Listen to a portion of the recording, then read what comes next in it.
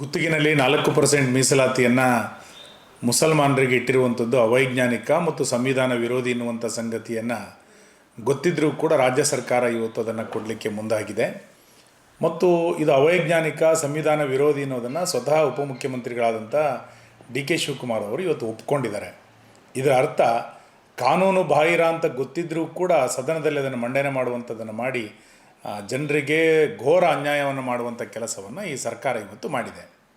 ಅವರು ಮುಂದುವರೆದು ಹೇಳ್ತಾ ಇದ್ದಾರೆ, ಈ ಮೀಸಲಾತಿಯನ್ನು ಕೊಡಲಿಕ್ಕೋಸ್ಕರ, ಮುಸಲ್ಮಾನರಿಗೆ ಮೀಸಲಾತಿಯನ್ನು ಕೊಡಲಿಕ್ಕೋಸ್ಕರ ನಾವು ಸಂವಿಧಾನವನ್ನೇ ಬದಲಾಯಿಸ್ತೇವೆ ಅನ್ನುವಷ್ಟರ ಮಟ್ಟಿಗೆ ಇವತ್ತು ಉಪಮುಖ್ಯಮಂತ್ರಿಗಳು ಮಾತಾಡಿರುವಂಥದ್ದು ಅತ್ಯಂತ ಆಘಾತಕಾರಿಯಾದಂಥ ಸಂಗತಿ.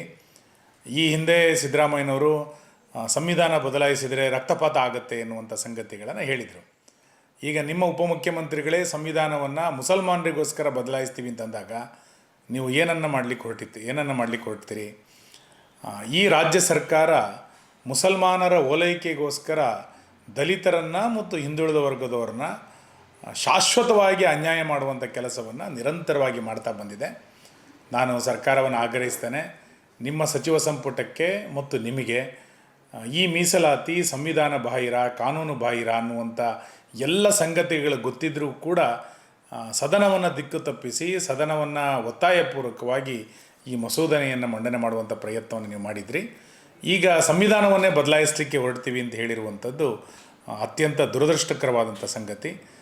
ಇದನ್ನು ಜನ ಅರ್ಥ ಮಾಡ್ಕೊಳ್ಬೇಕು. ಈ ಕಾಂಗ್ರೆಸ್ ಸರ್ಕಾರ ದಲಿತ ವಿರೋಧಿಯನ್ನು, ಹಿಂದುಳಿದ ವರ್ಗದ ವಿರೋಧಿಯನ್ನು ಯಾವ ರೀತಿ ಅನುಸರಿಸ್ತಾ ಇದೆ ಎನ್ನುವಂಥದ್ದು ಉಪಮುಖ್ಯಮಂತ್ರಿಗಳ ಹೇಳಿಕೆಯಿಂದ ಇವತ್ತು ಗೊತ್ತಾಗಿದೆ.